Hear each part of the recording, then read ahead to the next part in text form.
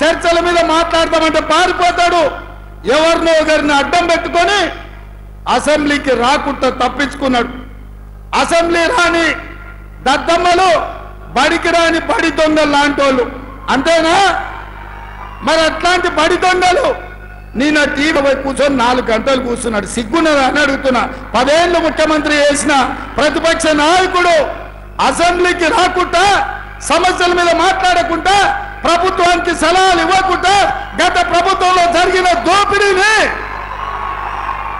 ప్రశ్నించి అంగిలాగు ఊడదీస్తామని అసెంబ్లీలో మా కళ్ళలకు చూసే ధైర్యం లేక పారిపోయి టీవీలో కూర్చొని నిన్న ప్రగల్భాలు మాట్లాడుతున్నాడు.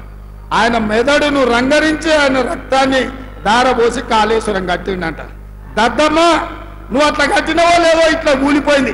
ఇంతకంటే ప్రపంచంలో దివాలగాడు ఎవడని ఉంటాడా అని నేను అడుగుతున్నా.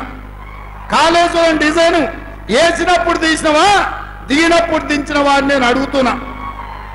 రాపోదాం. ఇప్పుడు కూడా మా శ్రీధర్ బాబు గారి నియోజకవర్గమే మంతన్నిలోనే కాళేశ్వరం ఉంది. చిన్న కాళేశ్వరం, కాళేశ్వరం కలిసిపోదాం.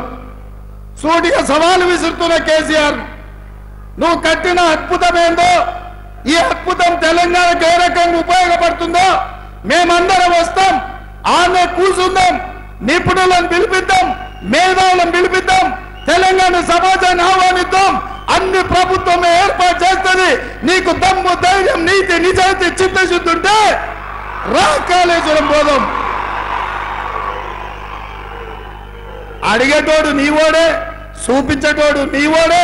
నీ సొల్లు పురాణం అంతా 4 గంటలు చెప్తున్నావు కదా. నువ్వు కట్టింది అద్భుతమైతే కాళేశ్వరం దగ్గరనే చర్చ పెడదాం రా.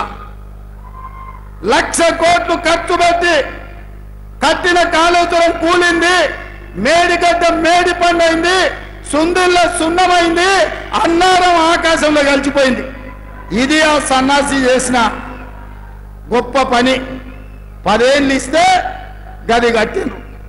అదే మా కాంగ్రెస్ పార్టీ అధికారంలో ఉన్నప్పుడు, స్వతంత్రం వచ్చినప్పుడు పండిత్ జవహర్లాల్ నెహ్రూ గారు నాగార్జున సాగర్ కట్టిండు. ఎట్లుందో ఒక్కసారి చూడు. అదే మా పార్టీ అధికారంలో ఉన్నప్పుడు శ్రీశైలం కట్టినాం, శ్రీరామ్ సాగర్ కట్టినాం, కల్వకుర్తి కట్టినాం, భీమా కట్టినాం, నెట్టంపాడు కట్టినాం, జూరాల కట్టినాం, శ్రీహరి గారు మొదలుపెట్టిన దేవాదుల కట్టినాం. మేం కట్టిన ప్రాజెక్టులు ఎట్లున్నాయో ఒక్కసారి వచ్చి చూద్దాం రా. నువ్వు కట్టిన కాళేశ్వరం ఎట్లేడుస్తుందో ఒక్కసారి చూసొద్దాం. అందుకే ఈరోజు ఇక సన్నాసి గురించి ఎంత చెప్పినా సచ్చిన పామే. సచ్చిన పావుని ఏం కొడతామా? ఇవాళ టీఆర్ఎస్కే నన్ను డిపాజిట్ వచ్చే పరిస్థితి ఉందా?